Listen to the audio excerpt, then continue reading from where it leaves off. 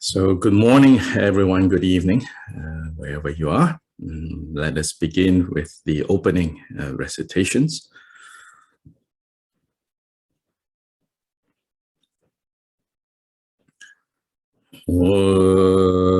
Dala dangwa jebe dra nobar jebe ge graba dan tam je gembe bardu jobra jeba tam je ge su jebe ma nang kada nyambe sen jen tam je deba dan ten dung yao dan dur nu du la na me pa yang dobra zube janju rinpo je dobra jo Nova jebe da nobar jebe ge tarba dan tam je gembe pardu jobra jeba tam je ge se jebe ma nang ka dang nyambe sen jen tam je dewa dan ten dung yao dan jer nu du la na me pa yang Dabra zobe chanchu rinpo je tobra jo nala dangba jebe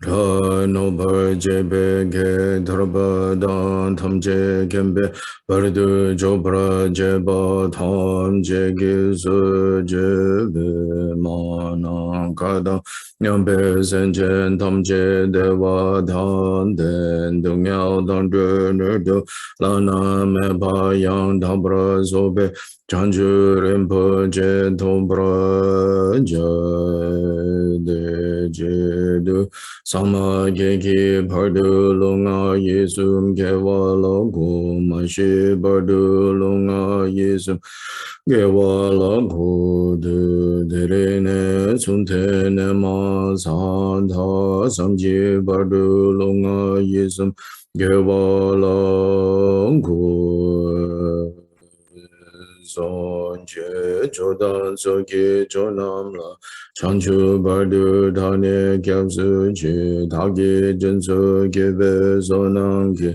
drola penchir sanje druprashu sanje chodan soki chonam la chanchu bardu dhane kyabsu chi dhagi jinsu gebe sonang ki Drola pencher sanje drupro shu sanje chodan soge jonam la chanchu bardu dhane kyabsu chi dage jinsu gebe sonang ki Drola pencher sanje drupro shu monong kadang nyampe senchen tamche dewa dang dewe gyundan dembra gyuchi Dung yao dang dung yao gi gyu dang drava gyur ji dung yao me pe dewa dang me drava gyur ji ne ring cha dang ni dang drava tang nyang la ne pra gyur ji ma nang ka dang nyam pe sen chen tam che dewa dang dewa gyur dang den pra gyur ji dung yao dang dung yao gi gyu dang drava gyur ji dung yao me pe dewa Dang me drava gyurji ne ring cha dang ni dang drava tang nyong la ne bra gyurji ma nang ka dang nyam pe sen chen tam je dang de wen gen dang den bra gyurji dung yao dang dung yao gi gyu dang drava gyurji dung yao me pe dewa dang me drava gyurji ne ring cha dang ni dang drava Tang nyong la ne bra gyu je.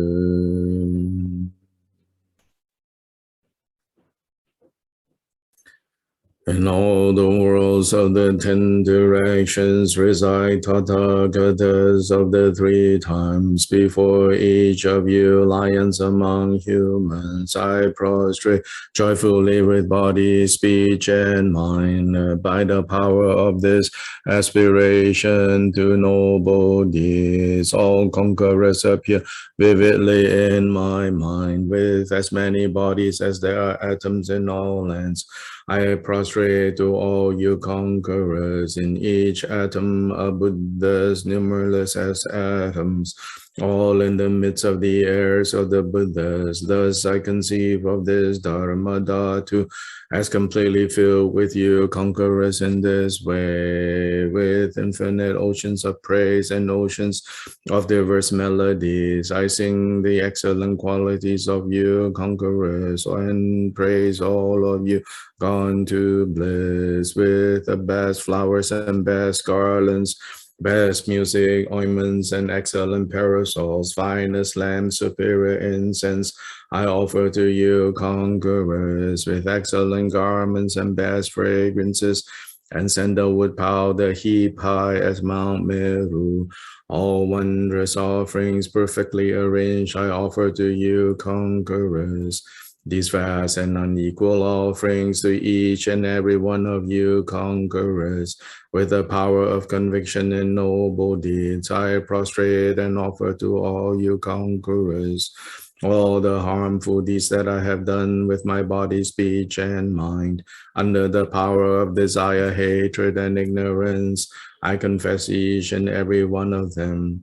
I rejoice in all the meritorious deeds of all conquerors in the 10 directions and the heirs of the Buddhas, solitary realizers, hearers still in training and beyond, and all wandering beings.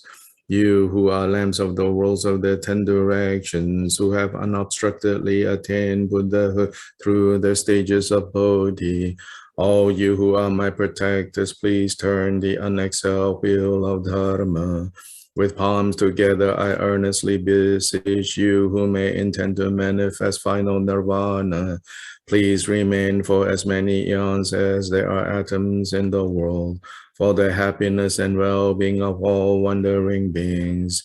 Whatever slight virtue that may have been gathered through prostrating, offering, confessing, rejoicing, requesting, and besieging, I now dedicate to complete Bodhi.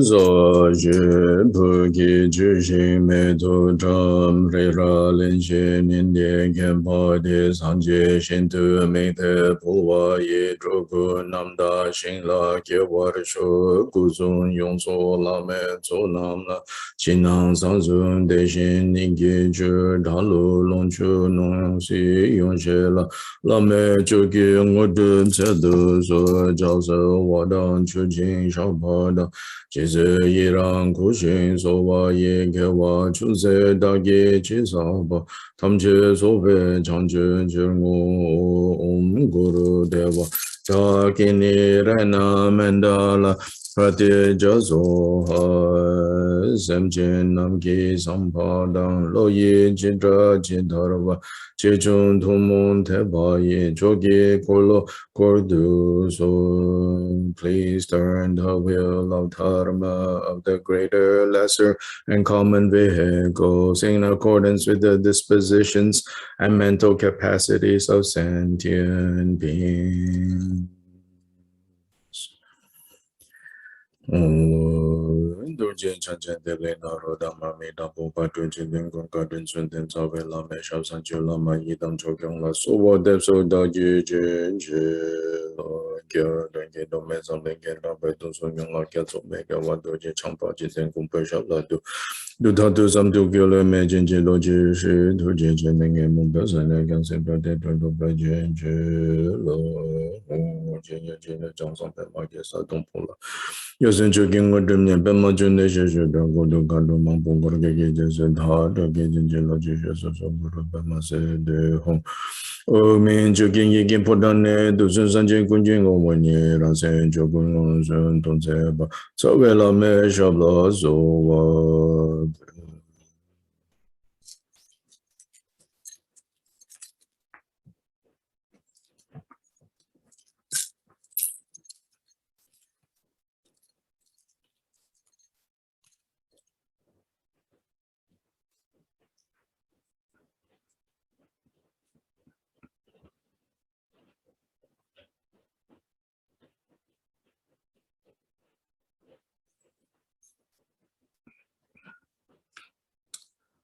Can all of you hear? Okay.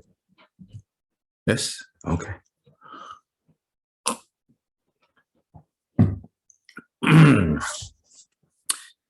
Yeah. So the last couple of weeks have been quite a hectic schedule, moving from place to place.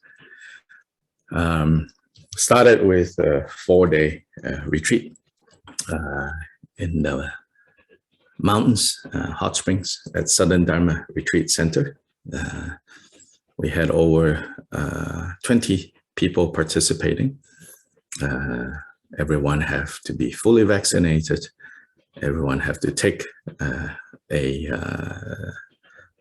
COVID test 3 days within the 3-day range of arriving. And then after arriving, do another test. So that kept everyone safe as much as possible. There's always a stray chance that somebody is infected and with COVID and turns up a day or two into the retreat. But as far as we could tell, everything went fine. In fact, 2 people did not come because they, one of them, this is a couple, tested positive with no symptoms. But because they have to do the test within the 3-day range of coming to the retreat, so they did the test, and it was like a fully vaccinated, no symptoms. He didn't even feel a cold, but the test registered a positive, and so 2 people did not come.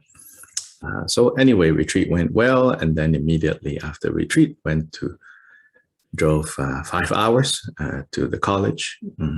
Arrived on Sunday night. Monday morning started mandala. So if you're on Facebook, you probably saw some. If you're following me on Facebook or we are Facebook friends, you probably saw this mandala, sand mandala of Lady Vasudhara. And then when mandala, more or less we finish on Thursday night. But the mandala won't be dissolved until Saturday. But then on Thursday night, I left and went to Richmond. And then Friday, very early, flew to New York. Saturday, performed the wedding for this former student who helped start Urban Dharma. And then Monday, came back last night. So a brief report of what has been going on.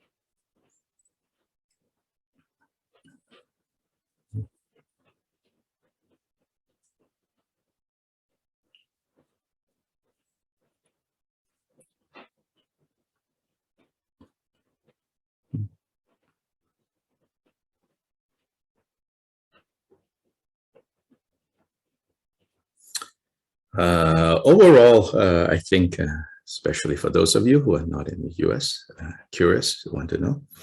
Overall, I think people have figured out how to live with COVID, hopefully not die with it, although death happens. At least in the areas I went to, whether it's in the mountains of North Carolina, in semi-rural Virginia, or cosmopolitan New York City, and in between in airports. So like in New York City, basically in subways, inside restaurants, inside shops, everybody has to have masks. In restaurants, if you stay in, you have to show that you're fully vaccinated. Here and there, a stray place or two don't ask to see that. And when they don't ask to see that, that's one place we just took a look and was like, okay, maybe we will not stay. And we just left. So I think probably this will be for a while, you know. So you got to take the precautions that you are able and willing to take. And then after that, you also need to not be so tight because you cannot keep up, you know, the tightness. Your mind, our minds will begin to kind of be negatively impacted, and we don't even know really, because our minds are very sneaky. It will play tricks on you. But when you look at your body, if you know your body, your energy level, your strength is beginning to feel lower and lower, then that means it's affecting you. So all of you should pay attention. Take the precautions that you're able and willing to take, but then don't be too tight, because this cannot be maintained, this tightness. Yeah. I see with some people each time, you know, people that you see daily, harder to know, but people you see their pictures or you see them every, you know, few weeks or months through this pandemic. At the beginning, you can see that some people, you know, look better. That means they needed the break that they needed. Or initially, of course, everyone is their initial. I've observed, you know, there's a period at the beginning where people look not okay, and then in the middle period, people actually look okay. You know, they needed the break, they needed to be at home. But then from that okay point in the middle, you know, generally also I start to see for some people, it's sort of going down, down, down. It's registered, you know, in like the complexion. And then, you know, initially there's like some kind of like maybe healthy weight loss or healthy weight gain. And then you can also see unhealthy weight loss and unhealthy weight gain corresponding to the ways in which our body respond to mental, emotional stress. So you all need to pay attention to that.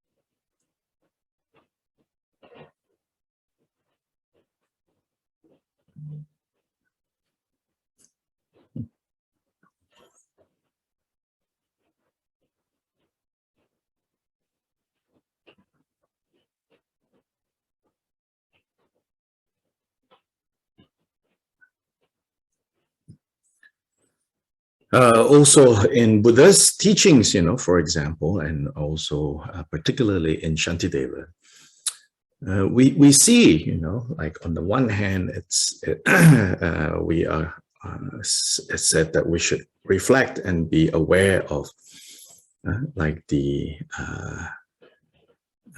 precious human life, like how hard it takes to obtain the kind of human life that we have right now. So having a human life itself is not yet precious according to this set of criterion that we often talk about, which is that a human life that has met the Dharma and then have the conditions and the circumstances to practice Dharma, and we have also the interest to practice Dharma and the possibility to gain freedom for ourselves and for the benefit of others. So once we have this kind of precious human life, it says that we should be careful not to squander it, not to waste it. So from that perspective, right, we got to take good care of this human life, not do things that will kind of squander, kind of endanger it on the one hand. On the other hand, Buddha Shantideva also says, like life and death also illusory. And so there are times that says, that you also need to be brave. So it's not one or the other, it's the both always informing each other. And as Dharma practitioners, always knowing which side needs to balance which side, and hold those two insights, hold those two visions together. Simultaneously, you don't want to do things to endanger your life. At the same time, right, you cannot be too focused on just, precious human life, until your mind is so close that even with the precious human life, you cannot really use it in a precious way. So these two have to be held together. Then at the same time, if you say, I'm going to be fearless, and walk into a street with a highway with cars zooming.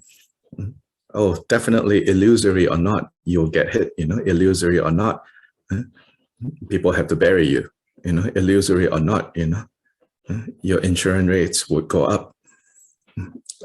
So that's also the reality, and so as the saying, there's a saying in Islam, it says, trust God. This phrase is a very common phrase in Arabic, trust God, but then also tie your camel.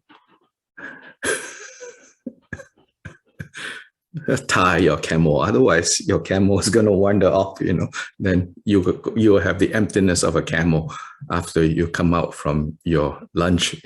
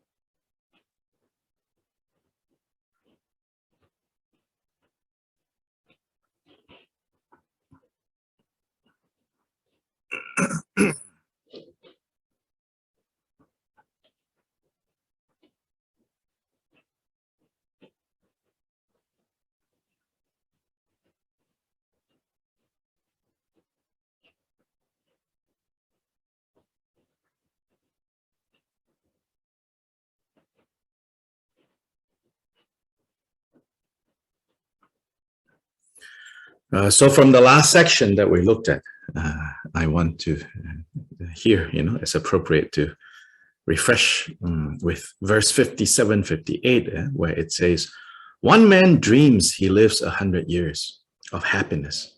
Then he wakes, but then he wakes up. Another dreams an instant's joy, but then likewise wakes.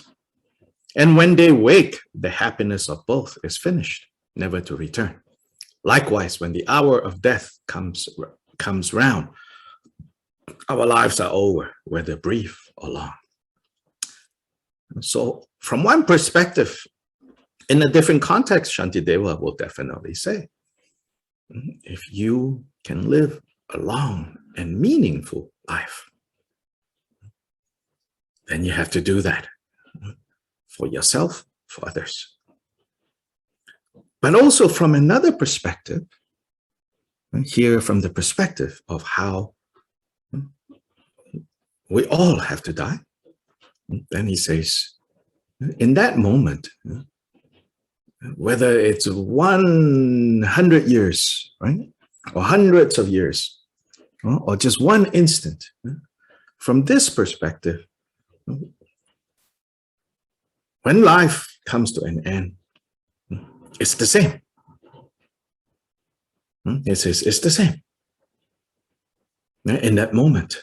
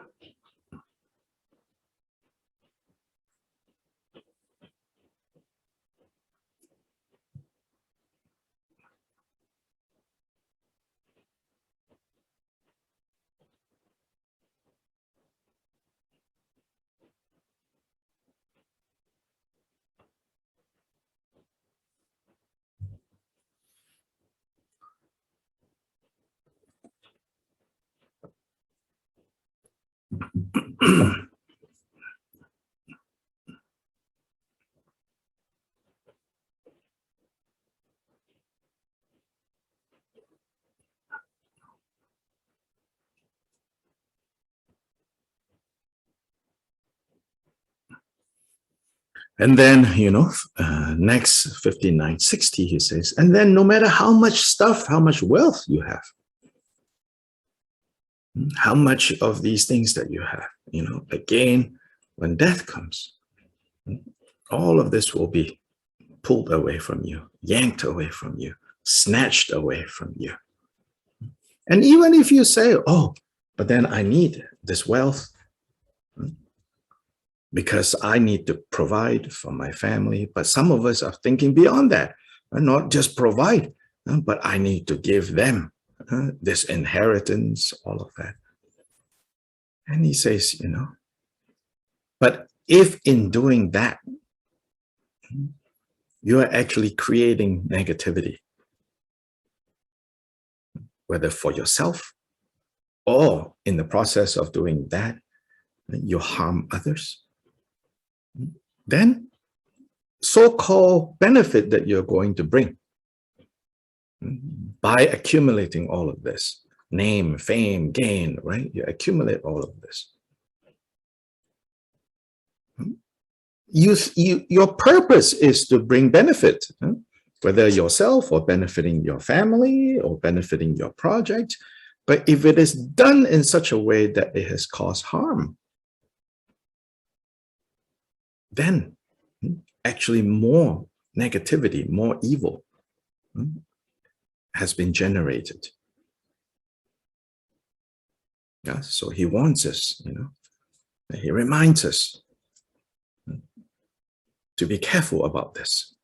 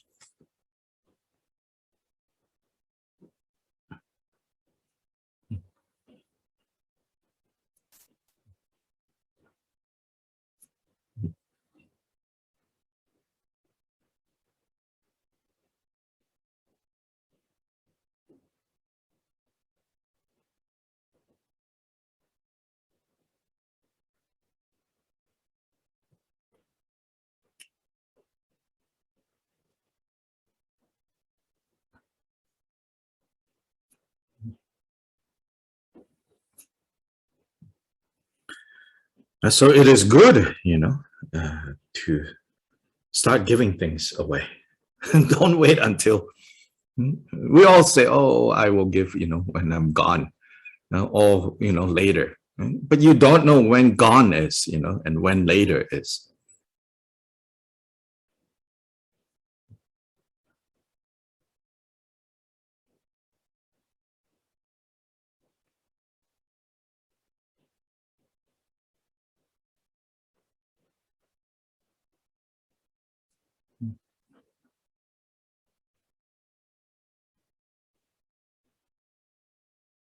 In this way, you could say we purify our wealth, however much or little you think you have.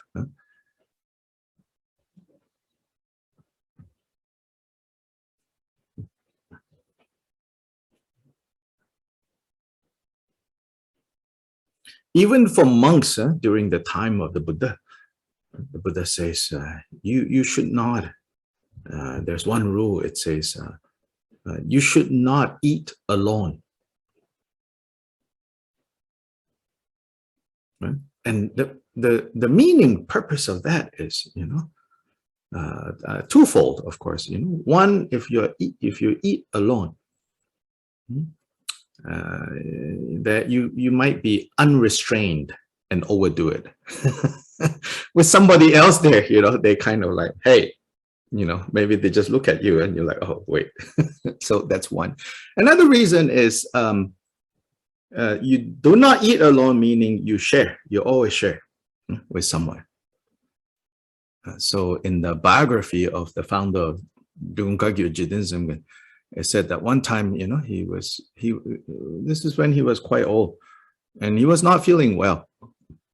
But because there was nobody else there during that time where he needed to eat something, it said that he did not eat, even at that point, later in his life. And we say that he's already awake, Buddha, but he did not eat because there was nobody else around that he could share it with. So even like basically, monks who live like that, there are all kinds of monks. Some monks definitely have more than you and me. Maybe you and me add together. But the really following Buddha's words very literally,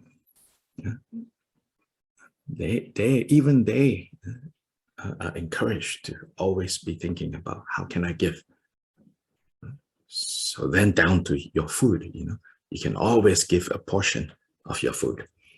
Yeah. Now, there's a footnote. There's also a more practical way to do this. So obviously there are monks in retreat and all of that, and they cannot share with somebody else. But at least you do a version of that, which is you take some and you leave for the ants, for the creatures, whatever. So the point is always to train in thinking, I can always share. I can always give.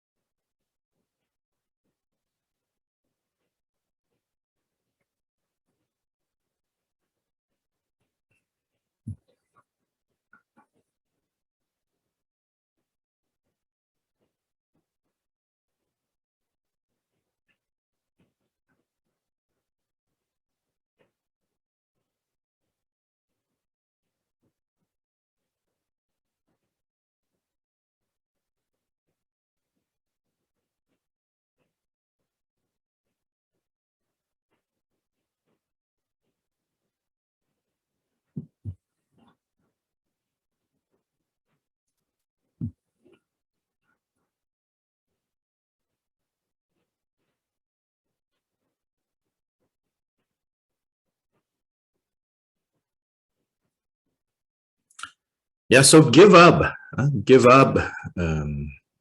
the thought, the way of thinking that, for the sake of myself, other people around me, no choice, I have to do something negative because I have to build up wealth and resources. He says, don't do that.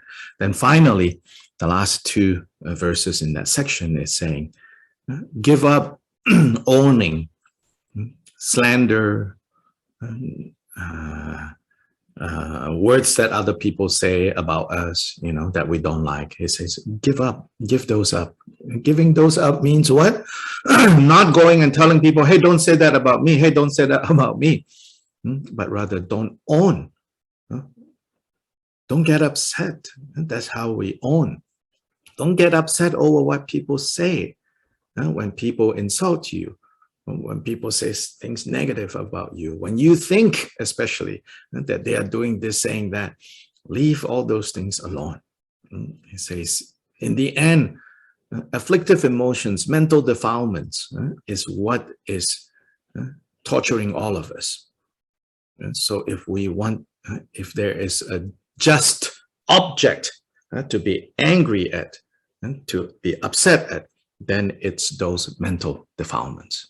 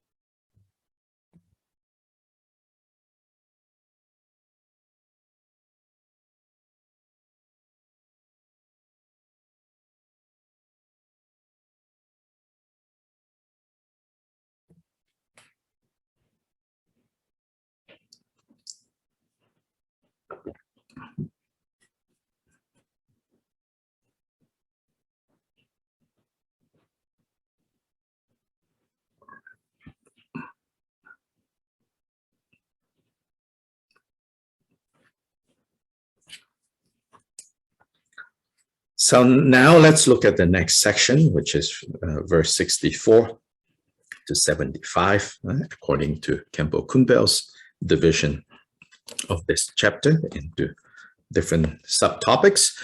The subtopic for 64 to 75, he says, is applying Kshanti, which is the original word that we translate as patience, applying Kshanti for those who harm our loved ones.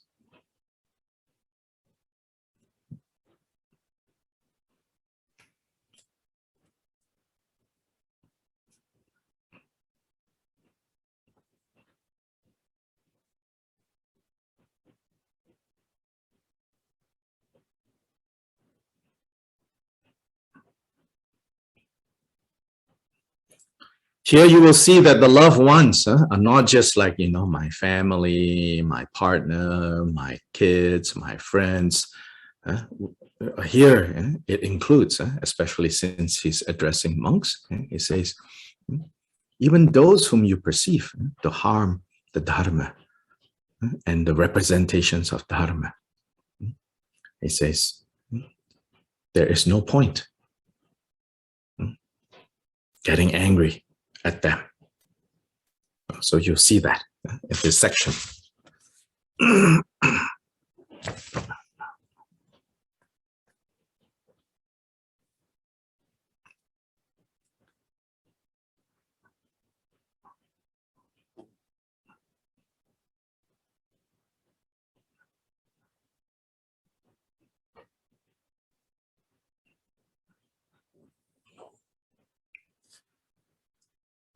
So we're going to read this section in the different rooms and different languages.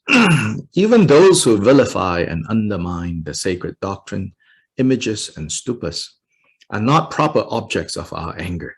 Buddhas are themselves untouched thereby. And even if our teachers, relatives, and friends are now the object of aggression, all derives from factors, as we have explained. This we should perceive, and therefore curb our wrath. Beings suffer injury alike from lifeless things as well as living beings. So why be angry only with the latter? Rather, let us simply bear with harm.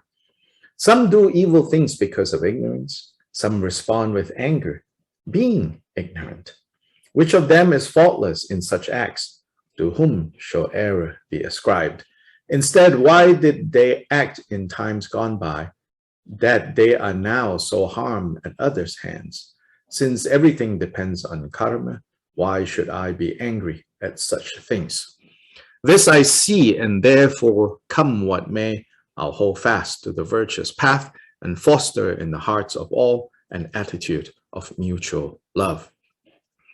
Now, when the building is ablaze and flames leaped out from house to house, the wise course is to take and fling away the straw and anything that spreads the fire. And so, in fear that merit might be all consumed, we should at once cast far away our mind's attachments, tinder for the fiery flames of hate. Is it not a happy chance if, when condemned to death, a man is freed, his hand cut off in ransom for his life? And is it not a happy chance if now, to escape hell, I suffer only the misfortunes of the human state? If even these, my present pains, are now beyond my strength to bear, why do I not cast off my anger, cause of future sorrows in infernal torment? For sake of gaining all that I desired, 1,000 times I underwent the tortures of the realms of hell, achieving nothing for myself and others. The present aches are nothing to compare with those, and yet great benefits will come from them. These troubles that dispel the pain of wanderers, it is only right that I rejoice in them.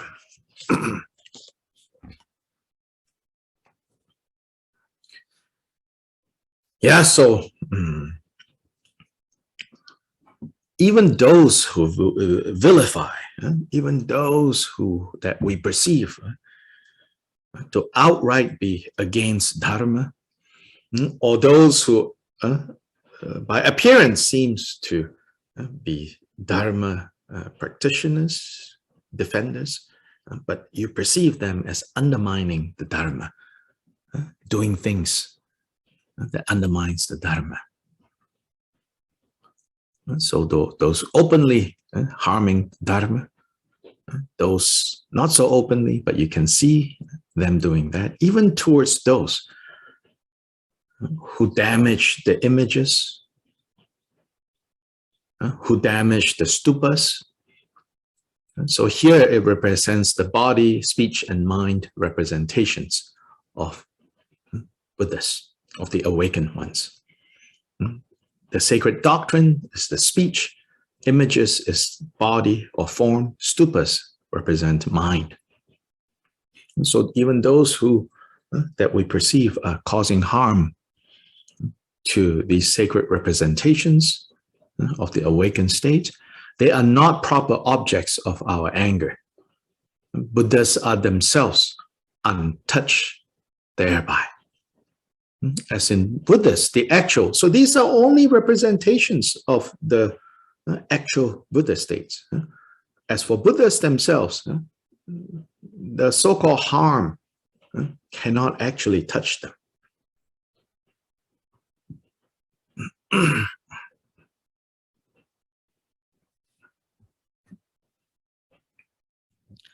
Sorry, Dr. Lai. Can you repeat again? Which section you heard? You have to tell me how much you have heard so that I know. Regarding the body, speech, and mind. Here it says the sacred doctrine, the images, and the stupas. You see that? I don't know your translation. So images is form, body. Stupa is mind. Sacred doctrine, the dharma, is speech. Thank you.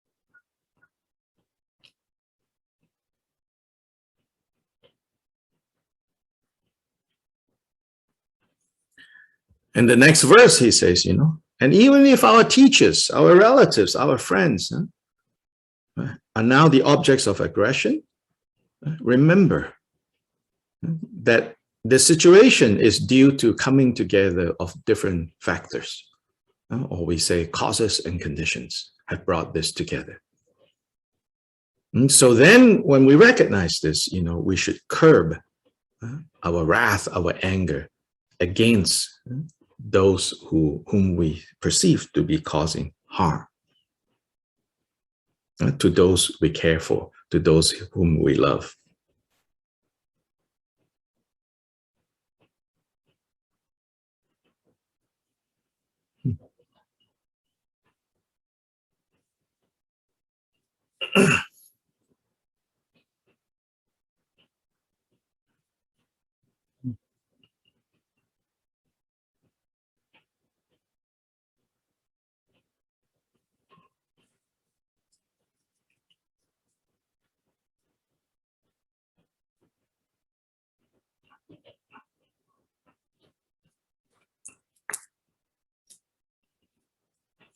In a way, we are really fortunate, I think most of us live under conditions where we don't directly see or experience so much this kind of harm being done. And so we should not say, oh no, I can't do this, We can. And then, like, for example, like in the past, especially when the Dharma arrived in Tibet and for a long time, in those situations, those environments, it's quite literally people can come and rob you because resources are very limited. Living in such a harsh landscape in Tibet. So robberies were common. People don't have insurance, And so for a lot of human history, and even these days in many places, people do live under a more constant kind of threat to what they own and to the people whom they love. But even that, and definitely in Shantideva's time, So he's not speaking in the abstract. He is saying to them, even when people are harming those whom you love, you should not cultivate hate or anger towards them. So for us, I would say, again, for many of us, you might say, oh, I don't have anyone that I think that is causing harm to me, and therefore I hate them. But there are more subtle forms of it that we can look into, especially these days, politics of extremism of all kinds, pitch one against the other, and we always have these enemies. Yeah, these enemies are a little more nameless, faceless. Even they have name or faces, you know. Even when they have names or faces, they're kind of abstract. Yeah. So if you are in those circumstances, you can look into that now and say, you know, anger and hatred. And whether the loud kind of anger or the soft-spoken kind of anger, nonetheless, both will destroy us from within. Don't get hooked.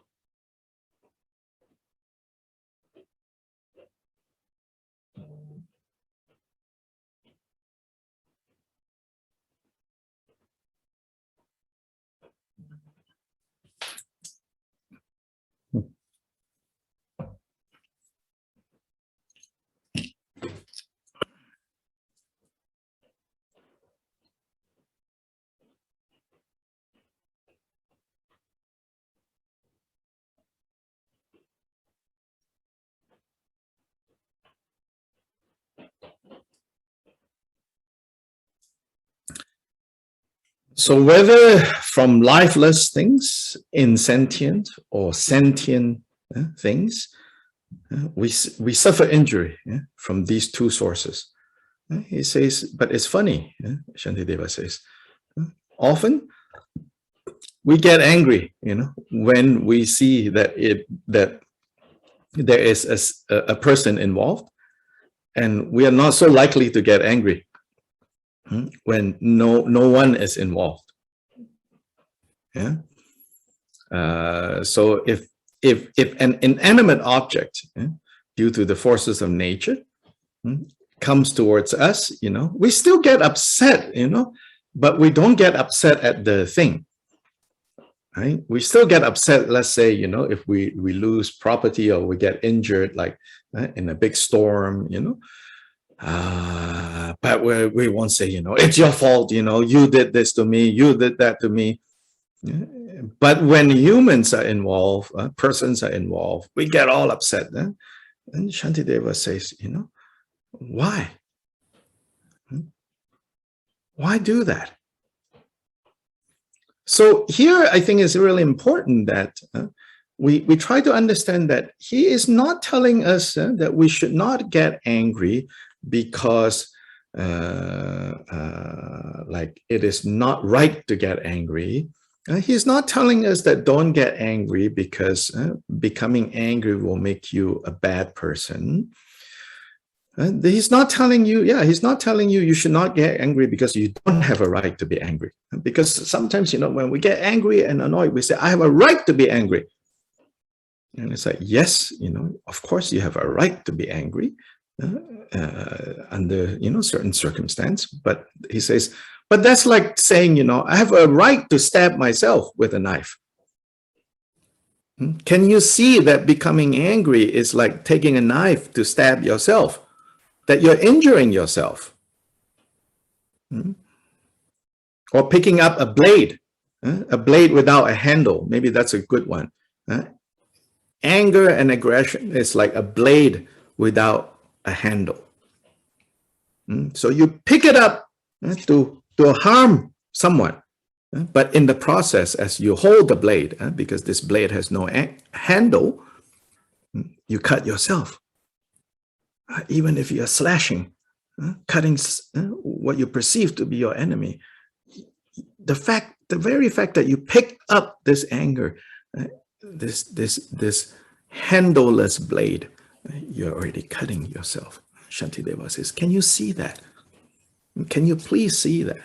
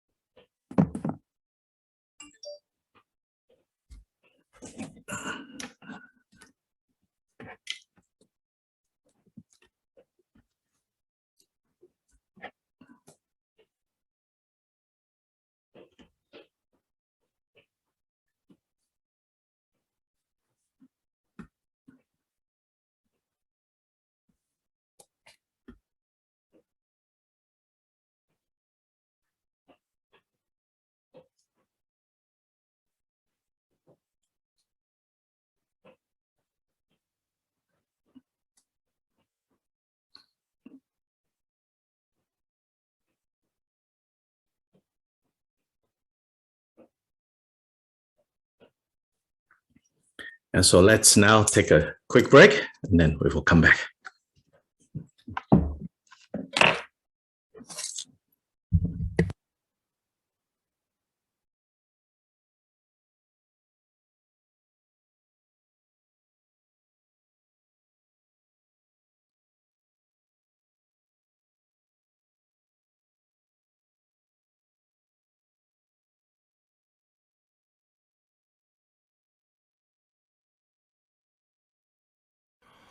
Om Wage Jore Mum Wage Jore Om Wage Jore Mum Wage Jore Om Wage Jore Mum Wage Jore Om Wage Jore Mum Wage Jore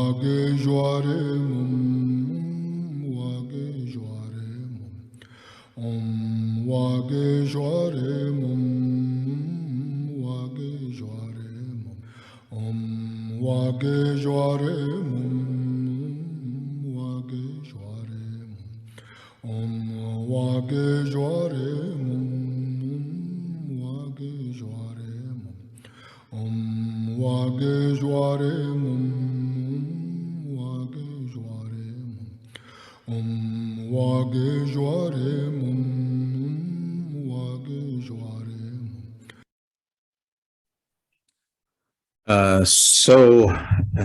Let's see.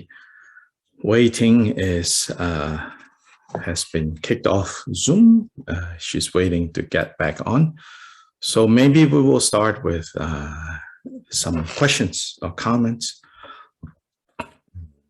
and wait for her to be able to sign back in.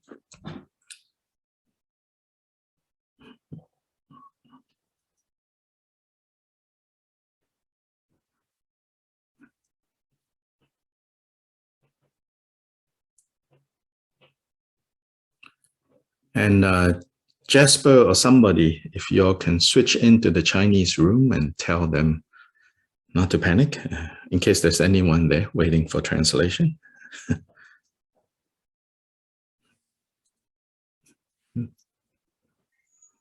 Hello. Go into the Chinese room. You're now in the main room.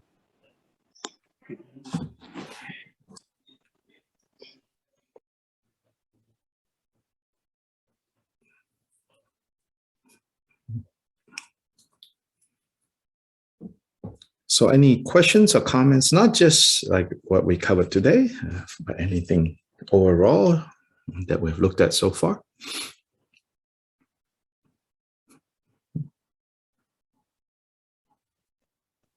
Hello, hello.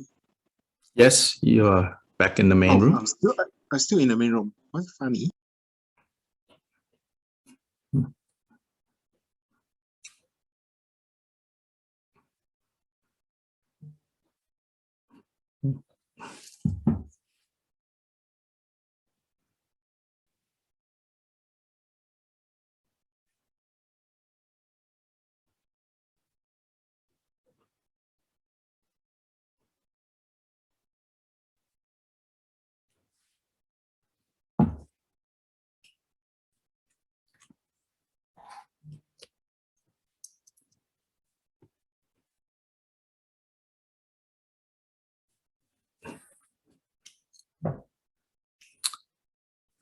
I want to also call your attention to there is a new series of 6 classes that's going to start in October.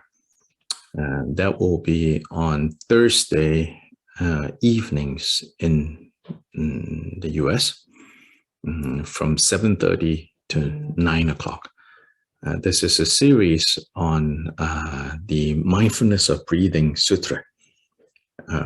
If anyone has that image or that poster, you can share in the chat, or Omar, if you have it, you can put it on the shared screen if you're able to pull it up. So this will be done through Zoom as well, but it's done by a Vietnamese Buddhist group. And so far, we only have Vietnamese translation. Of course, I'll be teaching in English. They will be translated into Vietnamese. Then those of you who know English, you can follow without translation.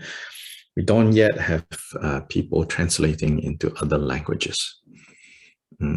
So basically, this Mindfulness of Breathing, Anapanasati Sutra, is the main text that His Holiness the Drivung Kyabgon is using to teach and promote his method of meditation called the Shravasti meditation. Shravasti is this place that the Buddha spent many years at teaching. Shravasti is in India, so His Holiness has developed a meditation that he feels is very helpful and applicable to us. And so he calls it the Shravasti meditation. So at the heart of the Shravasti meditation is the sutra called Mindfulness of Breathing Sutra. So these are 6 sessions starting on Thursdays, starting on October 7th. So the Eastern Standard Time, meaning New York time, is 7:30 to 9 p.m. So the Zoom information is down there. 819-5401-9396. Yeah.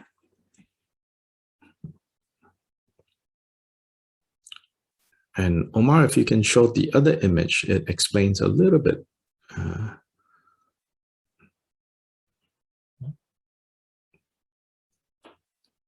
It's a little bit of explanation.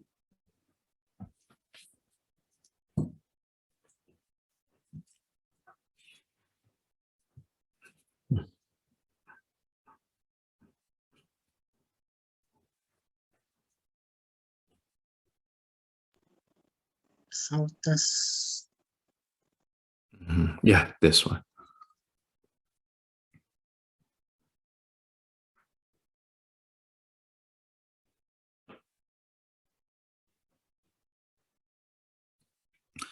Yeah, so it will be both practice. There will be practice parts of this program, and there will also be the going through the elements in the sutra as well.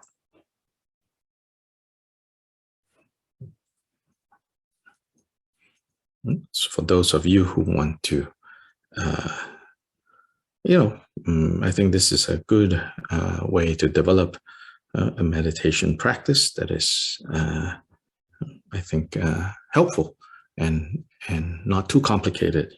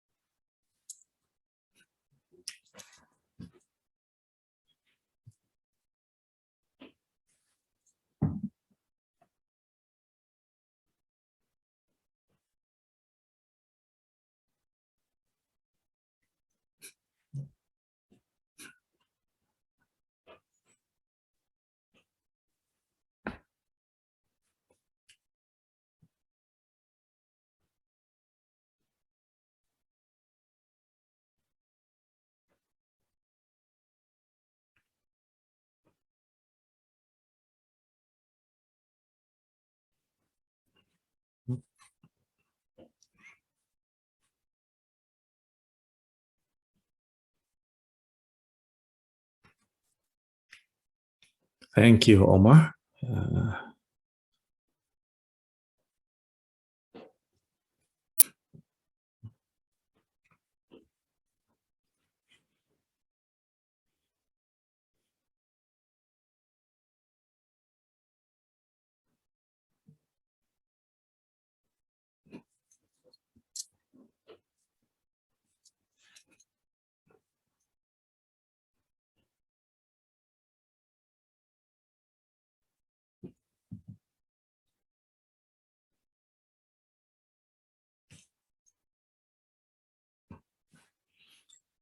Jasper, you can just make the announcement in the main room then. oh, okay. Because when I'm in the Yeah, just do it. Just do it. 这里跟大家做一个中文的翻译。就是说刚刚我们的中文翻译的老师，的同学，伟霆同学，他刚刚掉线了，我们在等他回来中。那么刚才上次这边有讲到他下一个季节的一个禅修，然后这个禅修的名称叫做舍卫国的禅修法门。这个禅修的法门特别是有理论跟实修的，然后总共没有记错的话应该是有6堂课吧。然后刚才我们在这里也已经有放上去他的那个海报的资讯其实就是每逢星期四10月7号的星期四开始，我们新加坡、马来西亚或者中国时间是晚上7点半到9点。然后这个课程呢，暂时呢是由只有用英语教课跟越南语的翻译，然后我们还在接洽中文的翻译。谢谢。Thank you. Antonio, I think there's a question by Irma.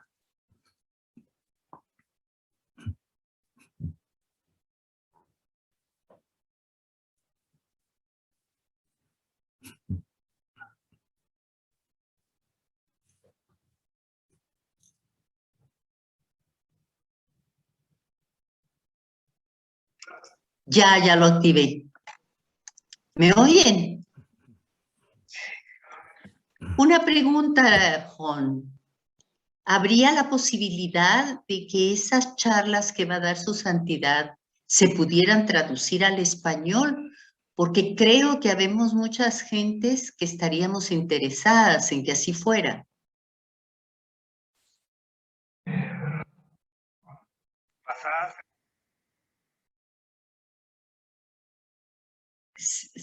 Sí, perfecto.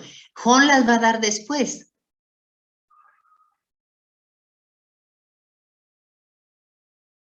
Ah, ya. Perfecto. Gracias, Antonio.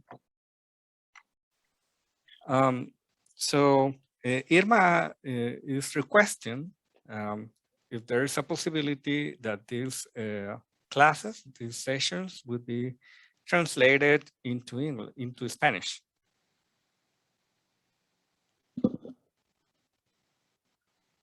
I'm sorry, I cannot.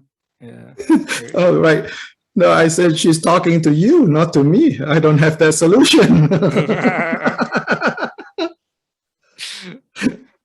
Okay. Yes, thank you, Irma, for doing my job. I was hoping someone would. So there it is.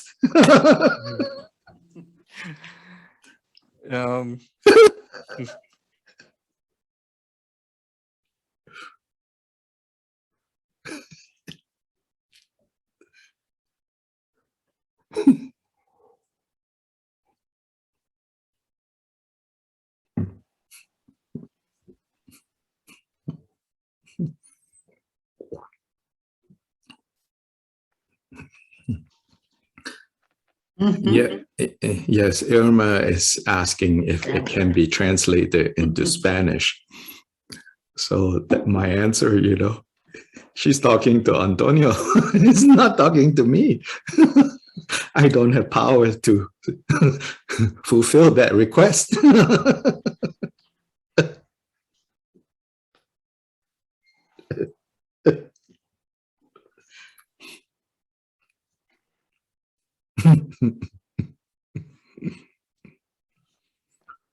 Yeah, I mean, it's already going to be translated into Vietnamese.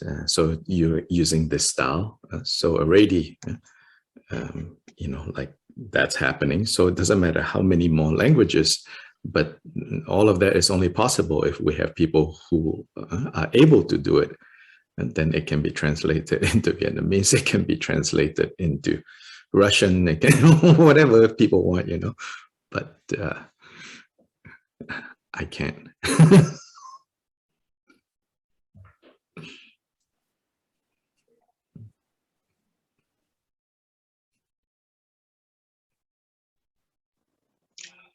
刚刚我们有一个同修发问了，说是否不可以把下一堂课的课有西班牙语的翻译，然后上次在这里说就是开一个玩笑说，哦，这个问题是指向我们的翻译员 Antonio 的，然后就由 Antonio 来实现这一个问题。那么当然在后面上次有补充说，其实这就要看我们的因缘，然后到目前为止的确是有确定下来只有越南语的翻译。Same for Chinese, you know.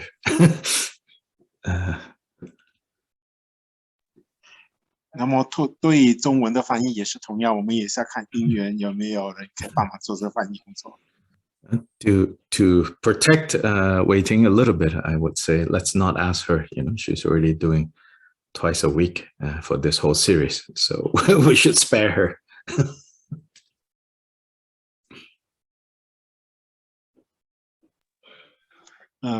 目前我们的中文翻译同修伟霆呢，他已经1个星期翻译两堂课了，所以上来说可能我们暂时不会去叫他帮忙，然后我们再找看有没有其他因缘。So if anyone they know who is listening to this class in Chinese thinks that somebody can do it for once a week for 6 Thursdays, then of course it's going to be Friday morning in Asia. So not maybe such an ideal time, but unfortunately this is the schedule. 那么在听中文的同学们，假如你有任何认识的翻译同修或者是朋友，那么他也愿意在每周五，我们亚洲时间每周五早晨来做这翻译工作的话，然后就可以联络一下，然后这样呢，我们就肯定就有中文的翻译师。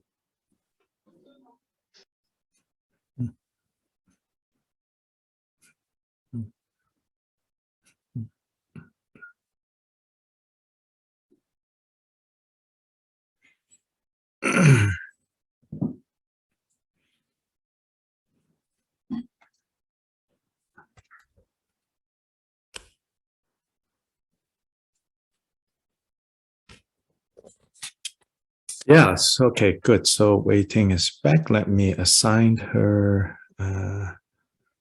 Let's see, make sure that she is still okay.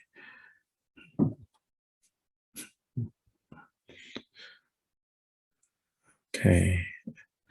Yeah, so here I think there's a comment about that also Irma is asking, clarifying. Let's see. Oh, okay, good, Antonio. Yes.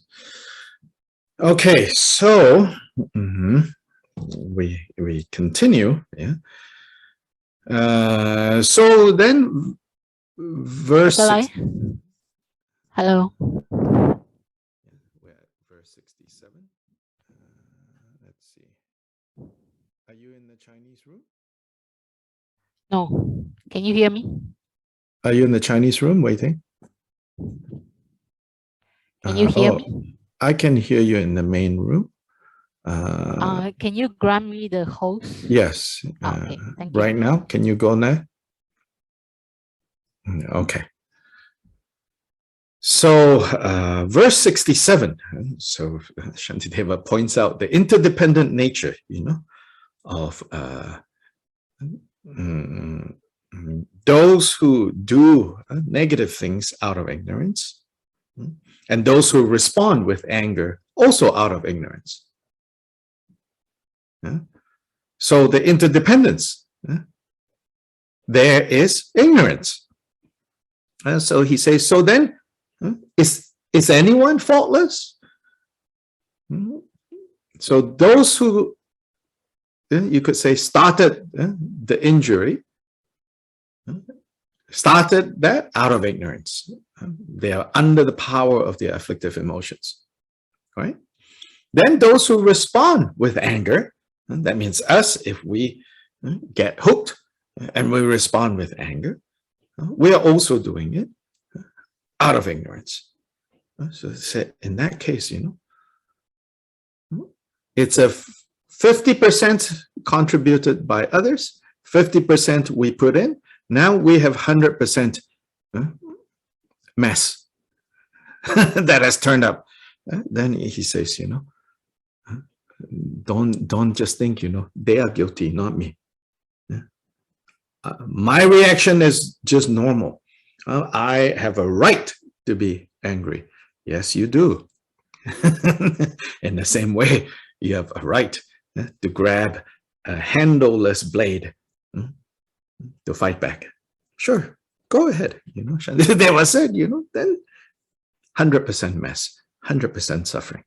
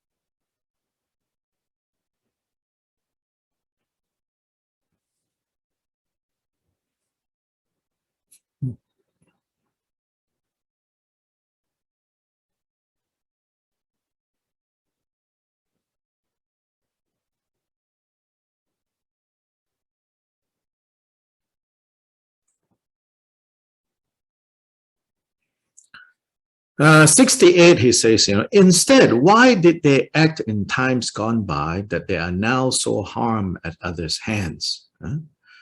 Now be careful, right?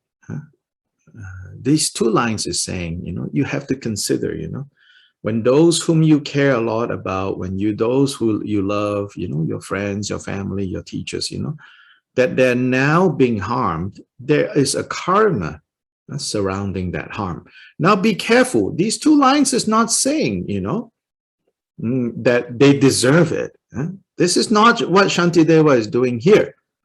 Again, if you misread this, if you're a fundamentalist, definition of that, it's like you read this literally without kind of like the broader context, then you make the danger of saying, like, justifying the wrongs that are happening in the world by saying, oh, well, it's karma. This is not what Shantideva is doing here. What Shantideva is doing here is that one of the elements that we have to consider is to be able to look at it in a way that is not personalized. In a way that is not personalized, that is to zoom out and to say, first of all, we believe that that karma is at play.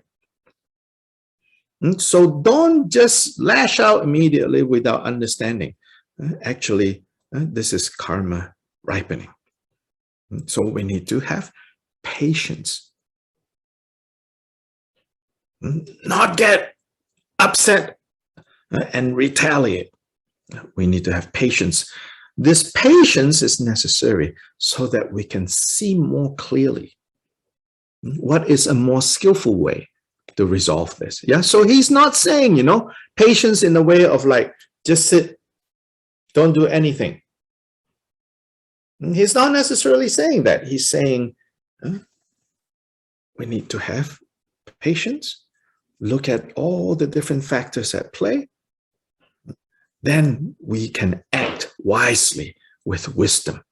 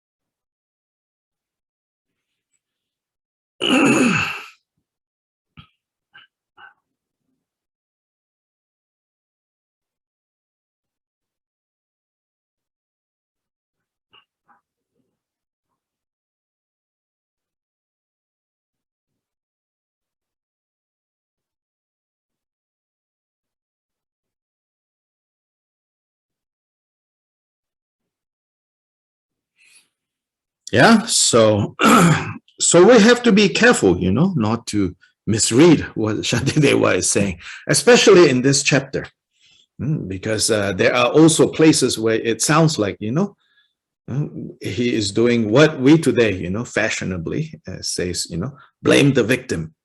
No, he's not. If he is doing any kind of blaming, he says we should all blame the afflictive emotions.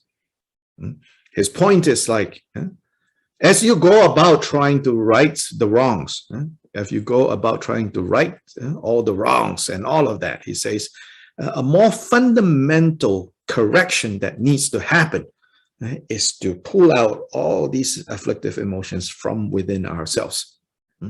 If we don't do that and we just try to fix outside, fix outside, fix outside, those fixes on the outside cannot really be fixed.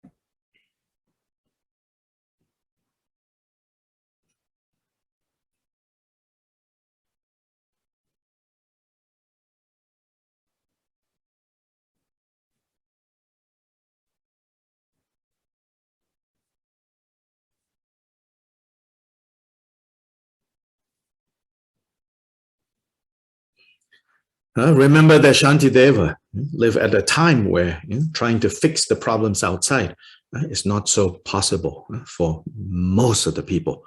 It was a very hierarchical society. It was a very, you know, kind of only people on top. So he's not talking to them.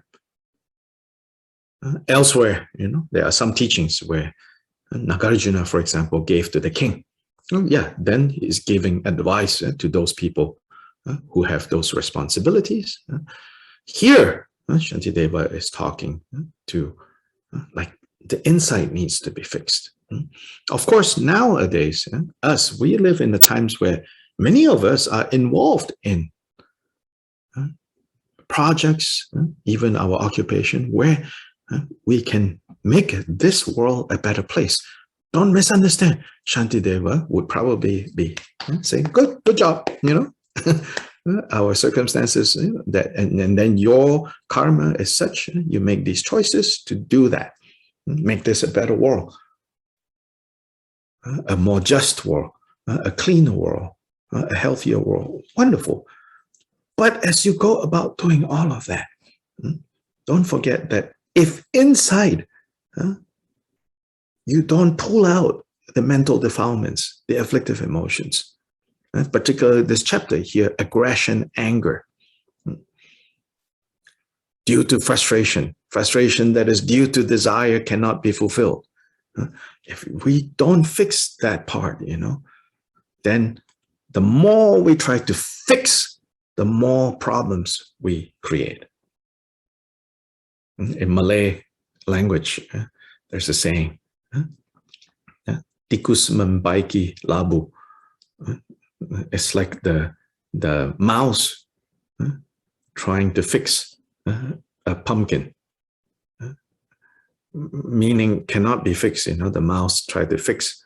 It uses its mouth, it bites, then it will bite more, and it will bite more, it will bite more, it will bite more, because its nature is like it's going to like this pumpkin. So anger and suffering, you know. We all try to fix suffering. So it takes us back to that more fundamental point. We all are trying to fix suffering, to get rid of suffering. But lack of understanding, lack of perspective, lack of wisdom. The more we try to do to fix suffering, the more suffering we produce for ourselves and for others.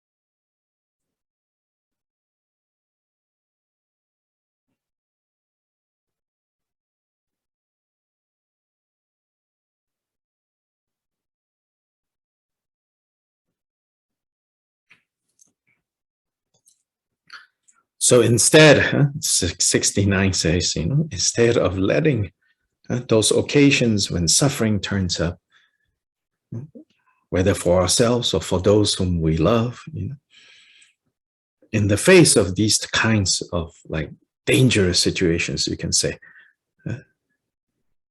in that time, this I see, I'm reading the translation 69, this I see, this I see, this I understand. I can now understand things in this way, and therefore, come what may, I'll hold fast to the virtuous path.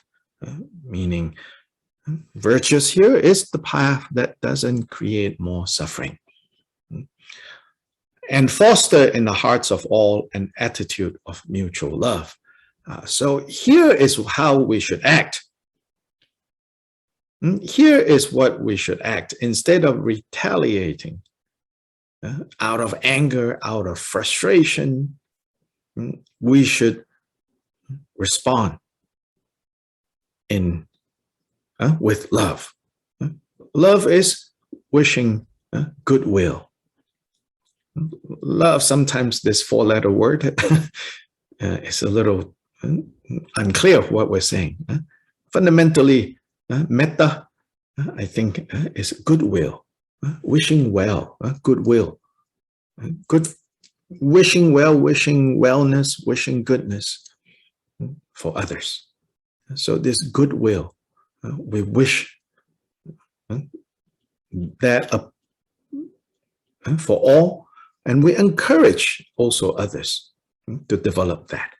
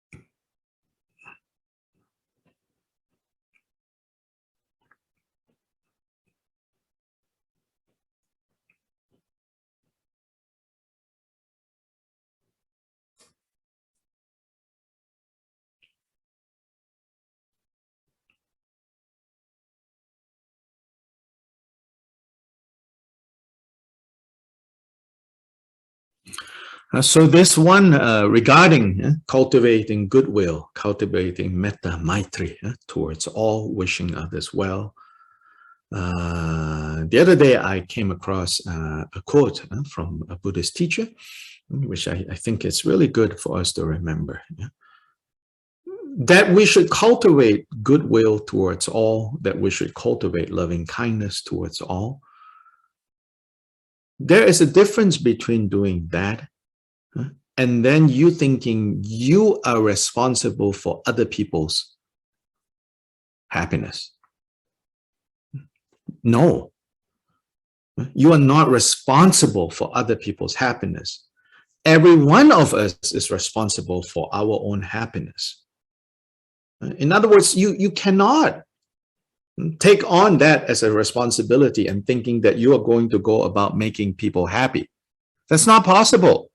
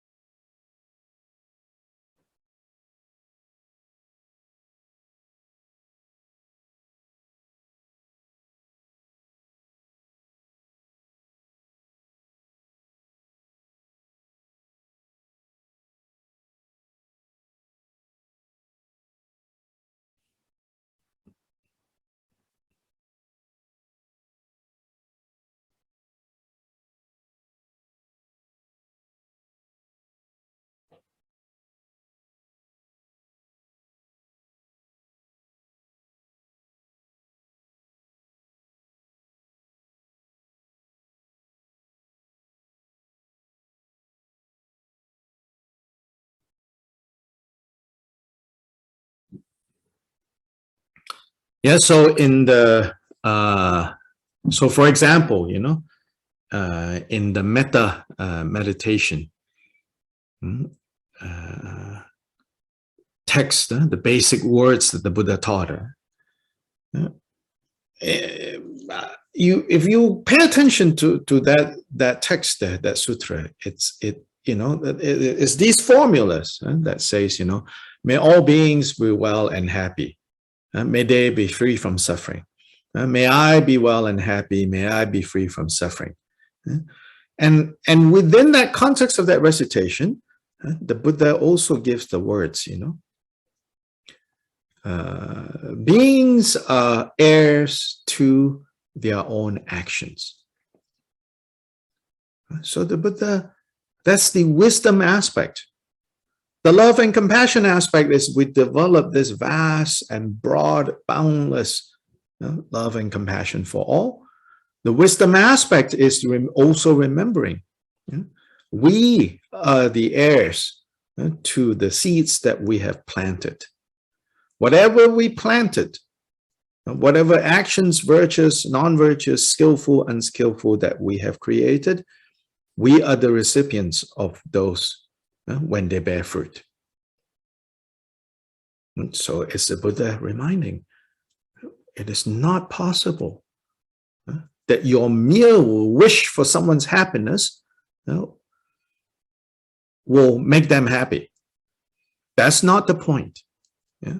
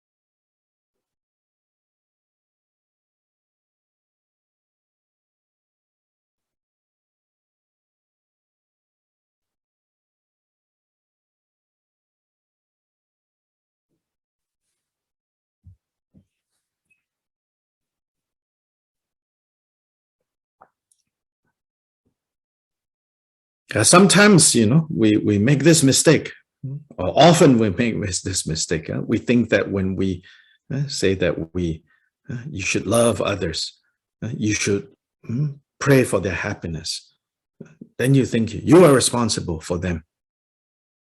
No, you're not responsible. You cannot make them happy. That's not possible.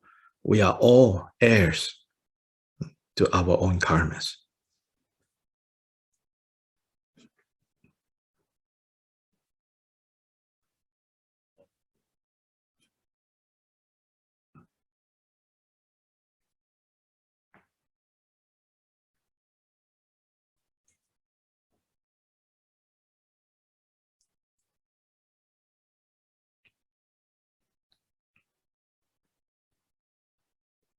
'70 and '71 uses this analogy to again highlight, okay, where does anger come from? Where does wanting to retaliate? Where does wanting to cause harm, ill will? Where does it come from?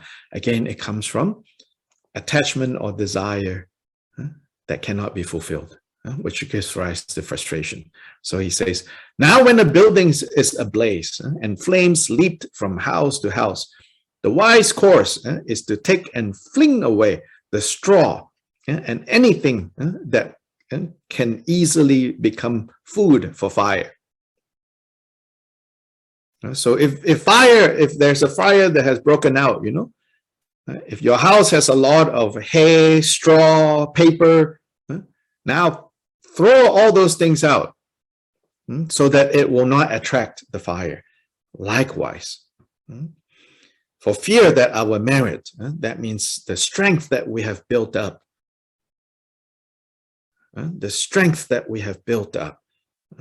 especially the strength to carry out our bodhicitta, to actualize bodhicitta. For fear that that we have built, this merit, might be consumed by this fire of anger, we should at once cast away, verse 71, the minds, the heart's entanglements, the heart's attachments. which is tinder, which is great, fuel for the fiery flames of hate. Once hate or anger has arisen, what keeps it going, interestingly, is attachment. And so this is related to an earlier point where Shantideva makes clear for us the connection between aversion and attachment. And both aversion and attachment arose from ignorance, confusion.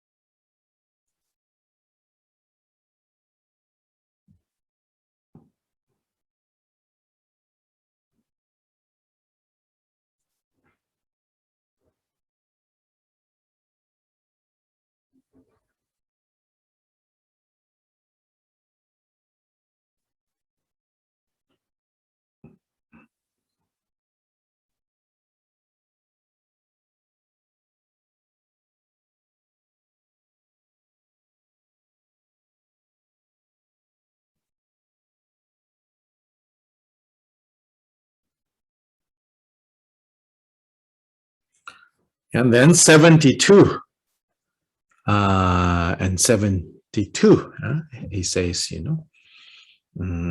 if, for example, someone who has been condemned to death now is being released, but his hands have to be cut off. So in other words, he has to sacrifice something smaller in order to preserve something bigger. This is well worth it, it says. This is kind of like the you find in the Bible, and Jesus saying, it's better to pluck out your eyes, if they've sinned, if they've done something wrong, then, because of the sins done by the eye, your whole body will burn in hell. So the same kind of example here, the idea is that if you can bear the little dukkha that has arisen now, even if it seems unbearable, but in the bigger picture, this is nothing, he says. So bear this smaller pain so that you don't create the bigger pain that you have to undergo.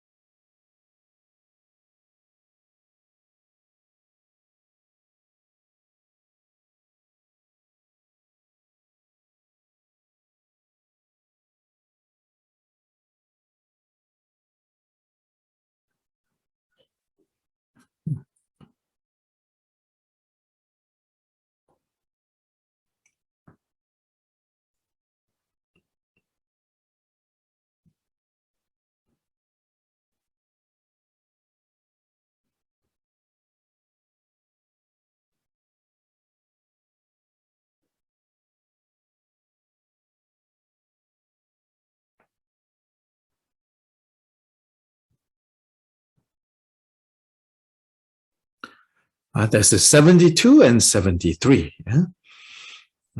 So 74, he's saying, how much already we have done this again and again and again, right? For the sake of gaining whatever I desired.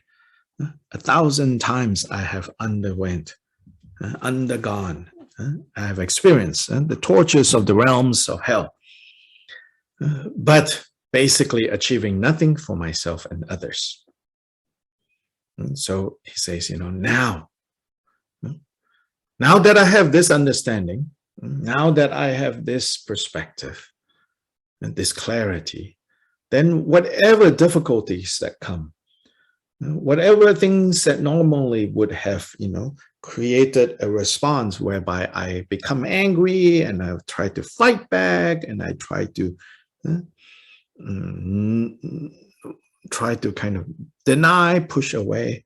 Now I will see this as a good opportunity that if I know what to do with them, which is to practice forbearance that can lead to more clarity, and more clarity to respond with goodwill, then I in fact should rejoice in the suffering that has turned up. These troubles that dispel the pain of wandering beings. So from now on, he says, when you have this understanding, then whatever suffering that turns up, whatever harm that turns up for you, for the people that you love, for the things that you love, you will see that you can now use that to dispel in a deeper way, in a more meaningful way, in a more accurate way, the suffering of beings. And so then it is only right, the last line of 75, that I should rejoice in them.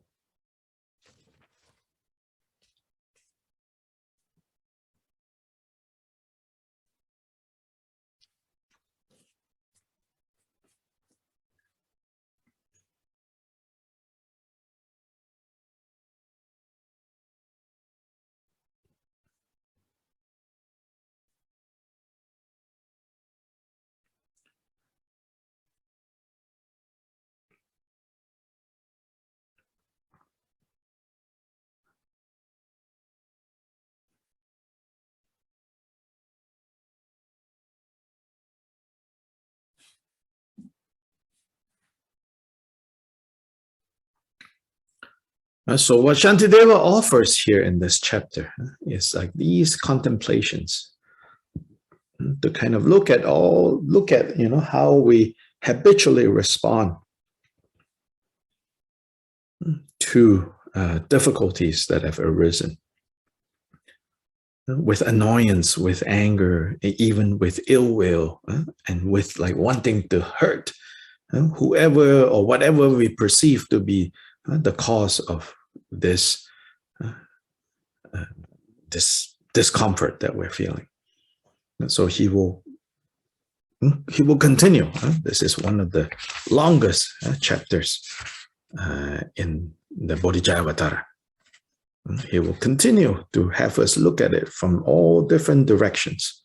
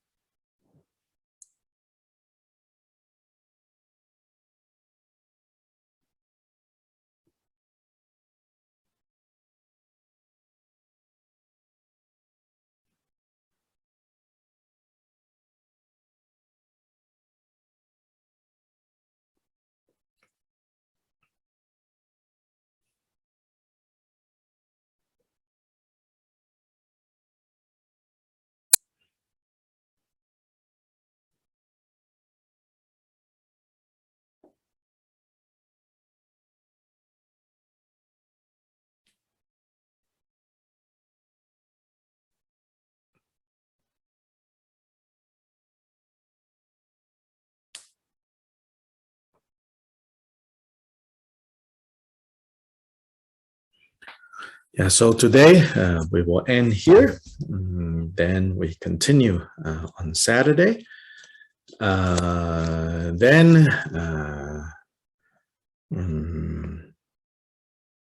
As usual, and those of you who are participating in the Wednesday night, we will have Dugong Dhammakirti Sangha tomorrow night at the temple and also on Zoom. And then Thursday night on Facebook is the Open Sangha program that will be live streamed from the temple.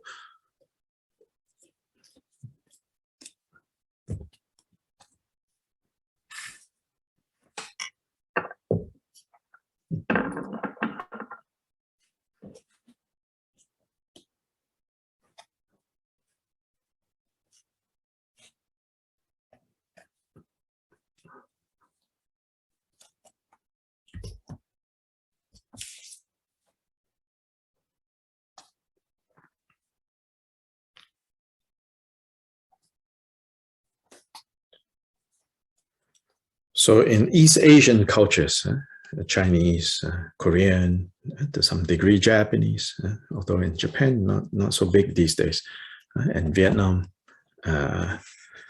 today is the full moon of the harvest full moon, at least in the northern hemisphere. So it's called the Mid-Autumn Festival. Or these days people just call it Mooncake Festival because that's all they remember. It's the mooncakes, but not the older layers of this festival. But anyway, it's said to be the brightest moon of the year. And the moon, of course, is a symbol of completion, togetherness, of course, also very romantic. Then in the Buddhist tradition, the moon is often a symbol of the mind itself, which then is also a symbol of Buddha.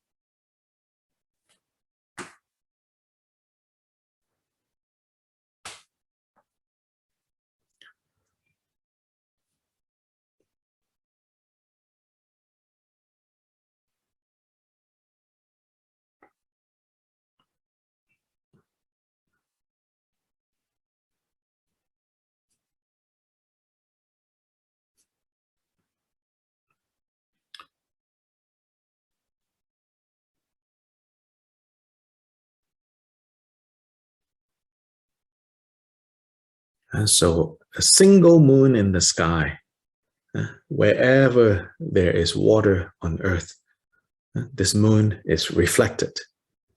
So then this is used to explain, the single state of Buddha. Depending on the minds of sentient beings, depending on the different bodies of water, it's either reflected clearly or reflected vaguely depends on these different waters all around under the moon.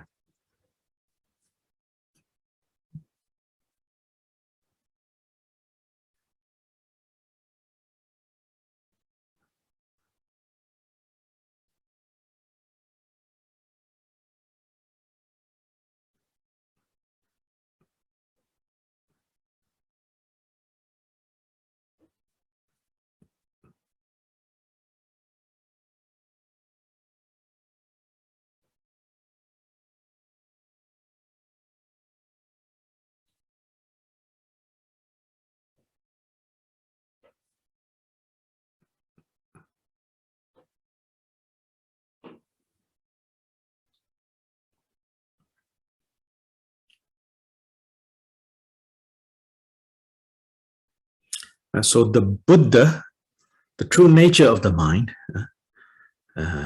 needs no improvement.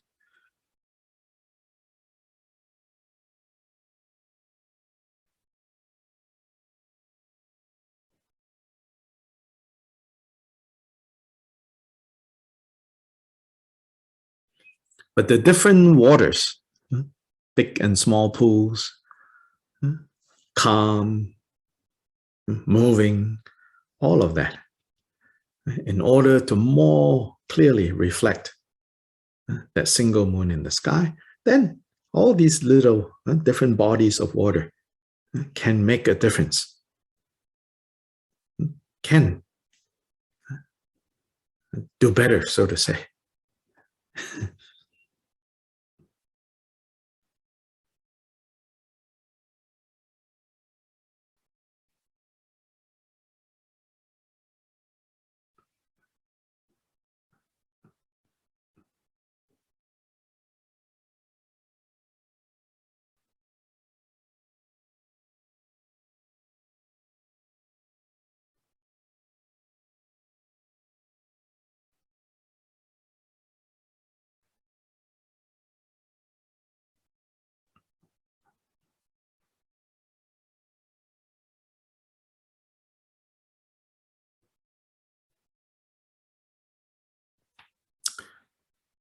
So may we all be able to work on the circumstances to more clearly reflect the brightness of this moon.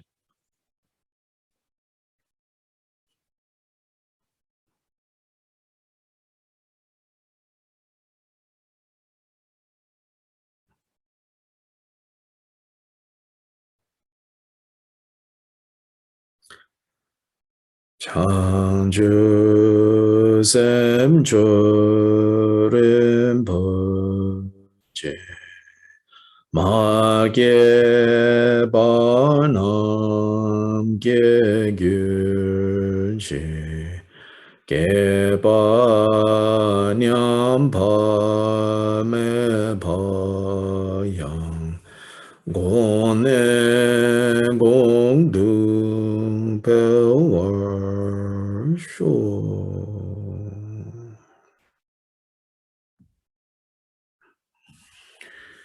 Ta-ta.